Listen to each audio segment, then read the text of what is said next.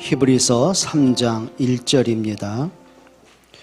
신약성경 355페이지, 신약성경 355페이지, 히브리서 3장 1절입니다. 우리 합독하시겠습니다. 그러므로 함께 하늘의 부르심을 받은 거룩한 형제들아, 우리가 믿는 도리의 사도이시며 대제사장이신 예수를 깊이 생각하라. 지난주에 그 하정희 장로님께서 전화를 주셨어요. 그 내용이 뭐냐면, 목사님 안경이 없으니까 답답하시지. 예. 제 카드 드릴게. 안경 맞추이소. 그러시더라고요. 왜요? 그랬더니 목사님 안경을 안 쓰는 거 보니까 안경이 뭐가 문제가 있는지, 돈이 없으신지 안경을 못 쓰시는 것 같아서 내 카드 드릴 테니까 안경 맞추세요. 그 말이에요. 그래서 제가 돈이 없어서 그런 게 아니고요. 잘 보여서요. 안 써요. 그랬죠. 이제 수술 받았거든요. 그러니까 이게 너무 이렇게 노안도 그렇고 잘 안 보이니까 글씨가 너무 안 보이는 거예요. 그래서 이제 그 레이저 수술 요게 벗겨내고, 그런 이제 라식이라고 합니까? 그랬더니 너무 잘 보이는 거예요. 그러니까 지금은 깨알 같은 것이 더 잘 보이고요. 육신적인 시력만 바꿔도요, 눈에 안 보이는 것만 살짝 수술로 벗겨냈는데 잘 보여요. 영적인 것도 마찬가지입니다. 사람들이 뭔가 모르게 자기가 보는 자기의 눈을 갖고 있더라고요. 아담과 하와가 어느 순간부터인가 하나님이 안 보이고 이제 선악과만 자꾸 보이는 눈이 열려지죠. 그러니까 육신의 눈만 발달해요. 그러니까 거기에 끌려갈 수밖에 없고 사단에게 이용당할 수밖에 없고 이 땅에 사망이 들어올 수밖에 없는 거죠. 여러분, 가인이 복음의 눈이 좀 열려야 되는데 자꾸 종교의 눈이 열리는 거예요. 그러니까 하나님은 피의 언약을 주신 거예요.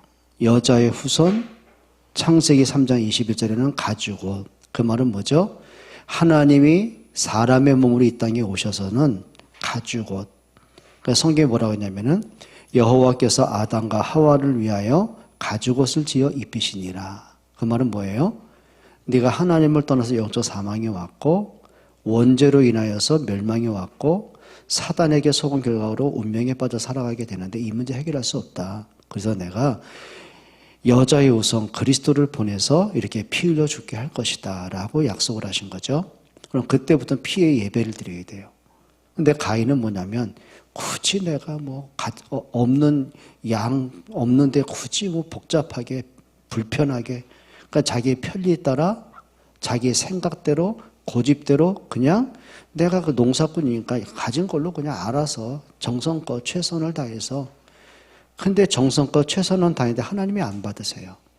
여러분, 예배는 뭐냐면 내가 생각한 예배, 내가 하고 싶은 예배, 편리한 예배가 아니에요. 하나님이 받으시는 예배를 하셔야 돼요. 근데 자기 예배가 실패했는데, 그러니까 너무 이제 비교가 되잖아요. 동생 아벨은 하나님의 예배를 받으셨는데 내 예배는 왜 안 받으셨지? 그러니까 하나님께 대한 원망도, 내가 이 정도면 받아야 되는 거 아니야?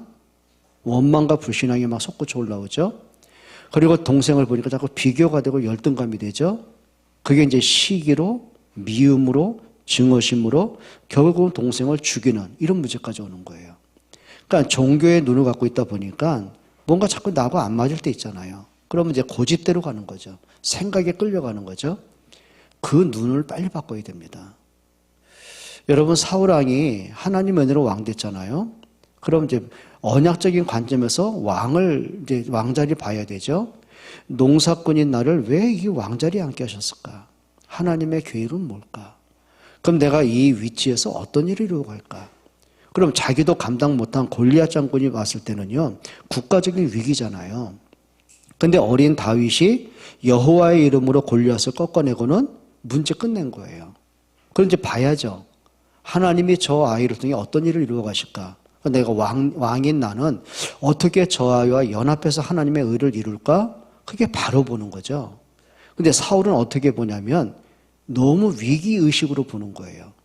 저 백성들이 보니까 저 다윗을 인정하고 존중하고 사랑하는데 언젠가 나를 밀어내고 다윗이 왕 될 거 아니야? 이제 그런 경쟁으로 보고, 그렇죠, 자기 시기와 자기 무능으로 보니까 못 견딘 거예요. 그래서 내가 죽이기 전에는 안심할 수 없다. 그러다가 악신들도 자살하게 되고요. 그러니까 사람이 잘 봐야 돼요. 정말 잘 봐야 돼요. 여러분, 사드락과 메삭과 아벳느고가 풀무불을 보면서 어떻게 본지 아십니까? 내가 살기 위해서, 위기를 모면하기 위해서 풀무불을 보면은요, 그냥 왕 명령 따라가야 돼요. 하나님 부정하고 자기들의 조상들이 틀린 길로 또 가야 돼요. 살려면 어떡할 겁니까?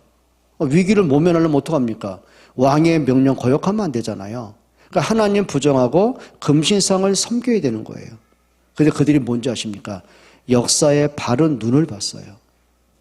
우리 조상 때부터 우상 섬긴 결과로 전쟁에서 멸망당하고 우리가 포로로 끌려왔는데, 또 내가 살기 위해서 출세 좀 더 하기 위해서 또 조상들의 틀린 길로 가야 되겠느냐. 그리고 뭐 한 거죠? 뜻을 정하는 겁니다. 여러분, 바르게 보니까는요, 길이 보이는 거예요. 그게 응답입니다. 열왕기상 18장에 보니까 가장 악하고 어리석은 왕 아합이죠. 그 여왕 이세벨입니다. 그러니까 이들이요, 이세벨 여왕이 자기 나라의 우상을 다 끌고 들어왔어요. 그리고 모든 백성들을 그 우상 다 섬기게 하는 거예요.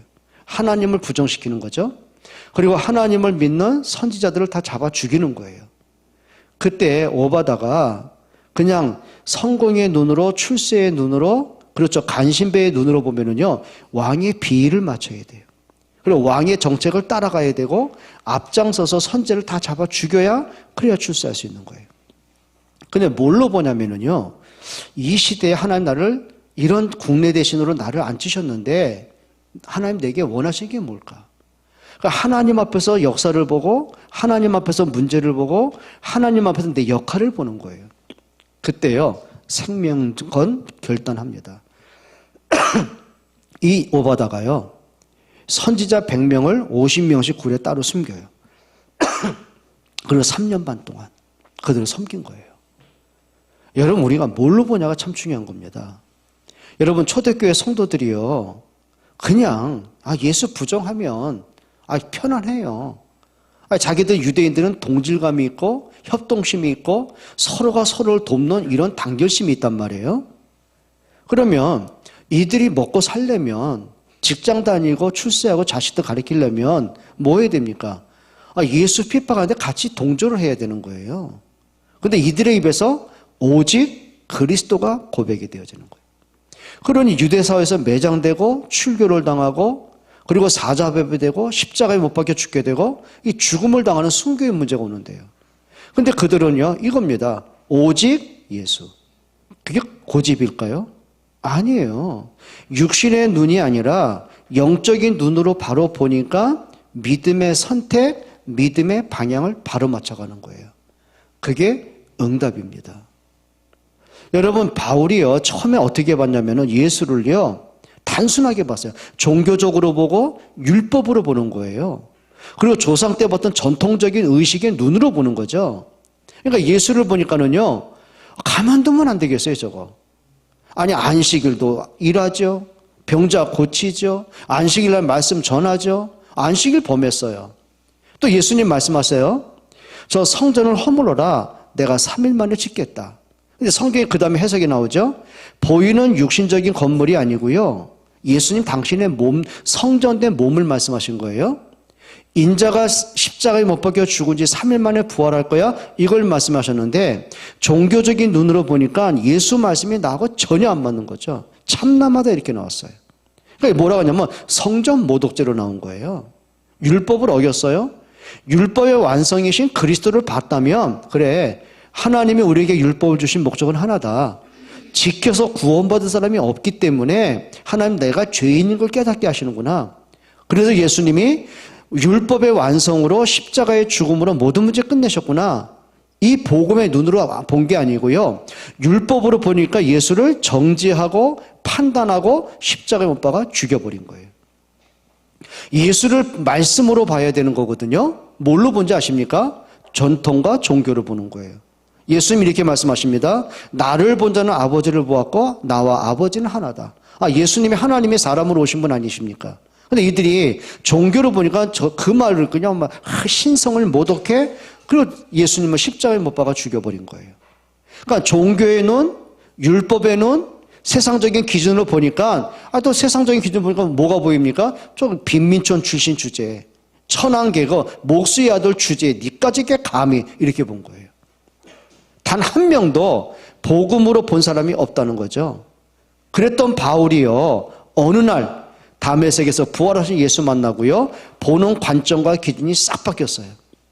복음이 보였어요. 그리스도가 비로소 보였어요. 내가 그렇게 증오하고 멸시하고 핍박하고 죽였던 그 예수가 그리스도예요. 오늘 오전에 그 빌립보서는 바울이 빌립보 교회 전한 편지 아닙니까? 그는 근본 하나님의 본체다. 근데 그분이 하나님과 동등됨을 취하지 아니하시고 사람과 같이 낮아지셨는데 곧 십자가에 죽기까지 낮아지셨다. 뭐가 보인 겁니까? 비로소 영적인 눈이 열리고 나니까 그리스도가 비로소 보이는 거예요. 여러분, 누가복음 24장에 보게 되면은 예수님을 따라다니던 70인 제자 있죠. 한 사람의 이름은 글로바입니다. 또 한 사람은 이름이 없어요. 그런데 이 두 사람이 3년 반 동안 예수님을 따라다니고 예수님의 말씀을 듣고 예수님의 기적을 본 거예요. 근데 누가복음 24장에 보게 되면은 예수님이 십자가에 못 박혀 죽은 뒤로요, 너무 두려웠어요. 우리도 죽겠구나. 도망을 치는 중입니다. 그때 부활하신 예수님이 그들 옆에 오셔서 말씀을 전하는데요, 성경이 이렇게 말합니다. 그들의 눈이 가리웠어요. 불신앙, 예수가 왜 죽었지? 라는 이해 안 되는 그 낙심과 절망에 너무 잡히니까, 그리스도가 안 보이고 예수님이 십자가에 죽어서 끝났다고 종교로만 보니까 눈이 확 가려버린 거예요. 부활하신 그리스도가 안 보여요. 십자가의 그리스도가 안 보여요. 그러니까 너무 두려운 거예요. 근데 이들이 이렇게 고백을 해요. 우리는 이해가 안 된다. 그분은 분명히 말과 일에 능한 선지자였었다. 이렇게 말해요. 무슨 얘기죠? 그분의 말씀은 너무 위대했다. 너무 깊이가 있었고 너무 은혜가 됐다. 종교적인 강론으로 들은 거예요. 그리고 이렇게 말합니다. 능한 선지자, 그 말은 뭐죠? 지금까지 어떤 선지자도 이렇게 능력 행한 사람 없다. 잘 죽은 나사로 살리셨고 귀신이 떠나갔고 묻은 뼈적 고침받고 오병이의 기적을 행했다. 근데 왜 이런 분이 죽었지? 이해가 안 되는 거예요. 무슨 얘기죠? 난 만족했어, 그 말이에요. 예수 따라다니는 거 보니까 배고팠는데 예수 때문에 배불리 먹었었어. 내 문제 해결됐어. 내 병이 고침받았어. 나 참 만족했는데 그분이 죽었는데 내가 너무 낙심돼, 이 말이에요. 다 자기 필요한 예수였어요. 종교적인 예수였어요. 그냥 선지자, 그냥 종교 지도자인 예수였어요. 그리스도가 안 보인 거예요. 그러니 어떻게 돼요? 예수님의 십자가가 오해된 거죠. 그래, 예수님의 십자가의 죽음이 내가 생명 얻는 은혜였구나. 이게 안 보여지는 거예요. 그러니까 낙심되고 불안하고 두려워 도망을 치는 중이에요. 그러다가 그들의 눈이 열려지기 시작을 해요. 언제 아십니까? 성경을 통해서 그리스도가 발견될 때예요. 그러니까 예수님이 그들에게 딴 얘기하지 않고요, 뭐 설득을 하거나 상담을 하거나 위로한 게 없어요. 여러분, 말씀 들으면 위로받으려고 하지 마세요. 뭔가 감동받으려고 하지 마세요. 진짜 하셔야 됩니다. 그리스도가 맞네. 그리스도면 되는 거네. 그리스도면 끝이네. 여러분, 이게 발견되어야 되는 거예요. 그러니까 예수님이 다른 거 안 하고요, 성경을 가지고요, 창세기부터 말라기 성경을 가지고 이 글에서 시작하여 자기에 관한 것을 자세히 설명하시니라. 예수님이 단순하게 종교 지도자나 위대한 선지자로 오신 분이 아니다. 그분은 하나님이 약속한 대로 그리스도로 오셨다. 그분의 십자가의 죽음은 끝이 아니다. 그 십자가로 너희가 해결할 수 없는 운명, 저주, 사망, 지옥 문제 끝내셨다. 그분이 죽음으로 끝난 게 아니고 성경대로 3일 만에 부활하셨다. 이 복음을 자세히 말씀하는데 그들의 눈이 밝아져 그랬어요. 비로소 눈이 열렸어요. 어떤 눈이 열렸어요? 종교가 아니에요. 복음이 보였어요. 지도자, 선지자, 그리스도가 아니에요. 생명의 왕, 그리스도가 보였어요. 내 문제 해결해주는, 그런 충족해주는 예수가 아니에요. 생명의 왕이신 그리스도가 보였어요. 십자가의 죽음으로 끝난 분이 아니에요. 그 십자가에서 내가 해결할 수 없는 모든 운명, 저주, 죄악, 지옥 문제 다 끝내셨어요. 비로소 복음이 보였어요. 그분이 죽음으로 무덤에 묻힌 게 아니에요. 그분은 말씀대로 3일 만에 부활하셨어요. 복음의 눈이 열리고 나니까는요, 웬일입니까? 그 불신앙, 영적 문제 사라지기 시작을 해요. 여러분, 진짜 문제는요, 다른 게 아닙니다. 내가 그리스도가 안 보이는 게 자꾸 사람이 보이고, 자꾸 문제가 보이고, 그렇죠. 분위기가 보이고, 내 형편이 보이고, 그러니 그리스도가 안 보여지니 흔들리죠. 조급해지죠. 답답해지죠. 불신앙이 와지죠. 그래 영적으로 잠들게 되는 거예요. 여러분, 영적 눈이 열리길 축원합니다. 말씀이 진짜 내게 답이 돼야 돼요. 믿음은 어디서 나와요? 들음에서 나와요. 여러분이 경험에서 나오십니까? 아닙니다. 그리스도는 말씀을 통해서 확인하게 되어 있어요. 말씀 듣기를 축원합니다. 그러니까 이스라엘 백성이 430년 동안 뭐가 보인지 아십니까? 야, 이제 먹고 살만하고 편했고 부족함 없구나. 거기 길들이다가 우리를 애굽에 들어오게 하신 하나님의 계획도 안 보여졌어요. 언약도 안 보이고 우리 자식들에게 언약 전달할 것도 안 보이고 그냥 풍족함에 길들여져 가지고요. 그러다 애굽의 노예가 된 겁니다. 눈이 가리워졌어요. 뭐가 보여요? 육신적인 거, 만족된 거, 쾌락적인 거, 정욕적인 거, 요것만 보였어요. 그러다가 애굽의 노예된 거예요.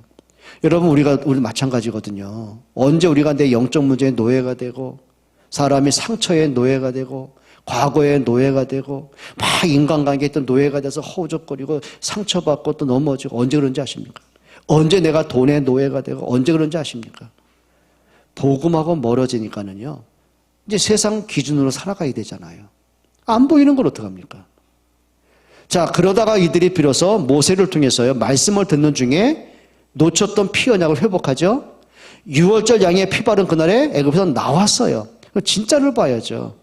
나를 구원하신 하나님이 보여야 되고 가나안을 약속하신 언약의 땅이 보여야 되는데 이게 안 보여져. 가다 홍해가 보이니까 어떻게 돼요? 문제만 보였어요.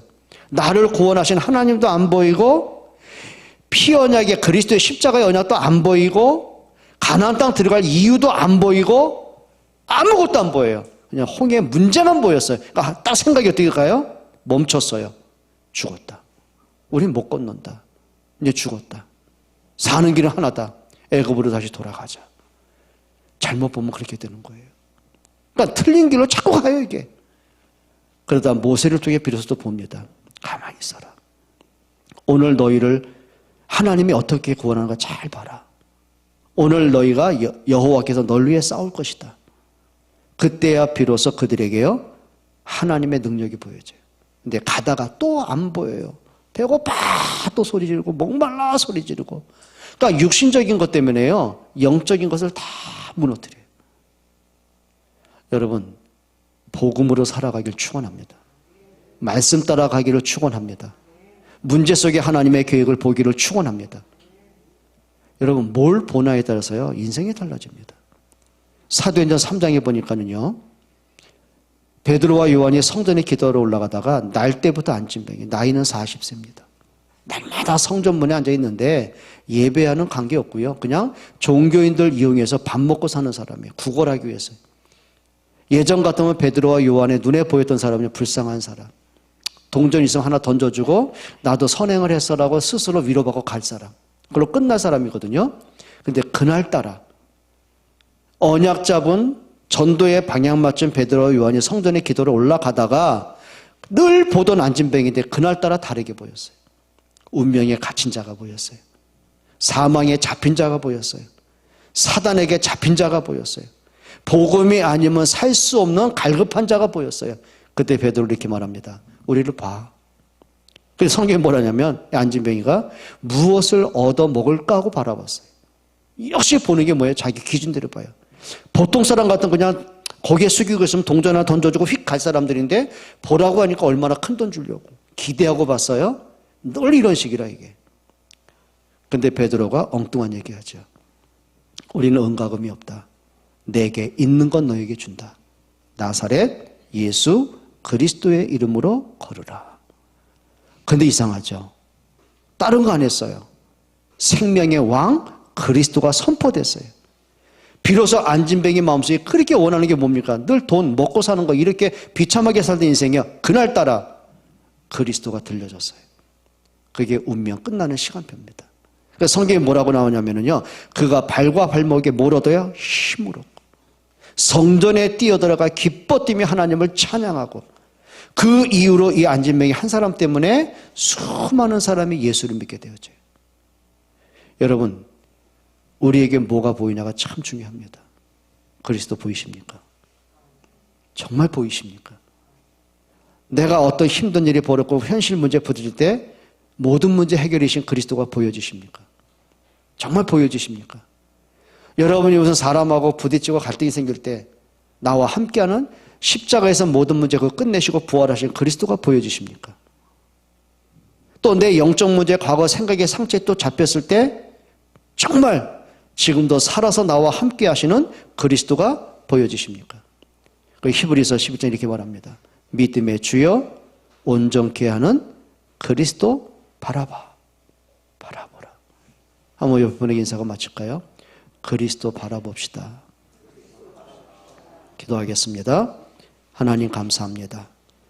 정말 그리스도가 믿어지고 그리스도가 고백되어지고 그리스도가 자랑되어지는 은혜 주옵소서. 예수 그리스도의 이름으로 기도합니다.